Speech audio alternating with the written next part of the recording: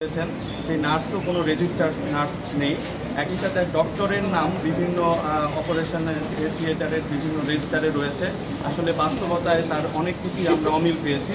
এছাড়া এখানে যে পরিবেশের যে ডিগ্রিধারী থাকার কথা সে ডিগ্রিধারী নাই।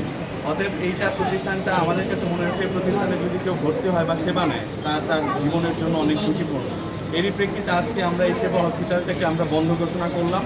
এর কার্যক্রম আর চলবে না। একই সাথে তাদেরকে 1.5 লক্ষ টাকা জরিমানা করা হয়েছে এবং এই প্রতিষ্ঠানে যে রোগীরা রয়েছে তাদেরকে আমরা রংপুর মেডিকেল সহ অন্যান্য সরকারি হসপিটালে স্থানান্তরের জন্য সিভিল সার্জন অফিসের মাধ্যমে আমরা কার্যক্রম সম্পন্ন করলাম।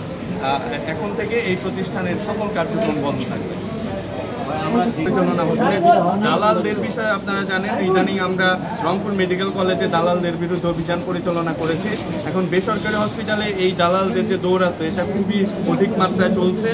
সেটার বিষয়ে আমরা অভিযান পরিচালনা করব এবং তাদের বিরুদ্ধে আলাদাভাবে আলাদা আইনে যে ব্যবস্থা গ্রহণ করা দরকার মোবাইল কোর্টের মাধ্যমে তথা অন্য যে আইনগত প্রক্রিয়া সেটাও আমরা চালিয়ে যাব, যাতে এই দালালদের দৌরাত্মের মাধ্যমে যারা গ্রামের অসহায় নিরীহ যারা জনগণ আছে তারা যেন ভুল প্রতিষ্ঠানে চিকিৎসা না নেয়।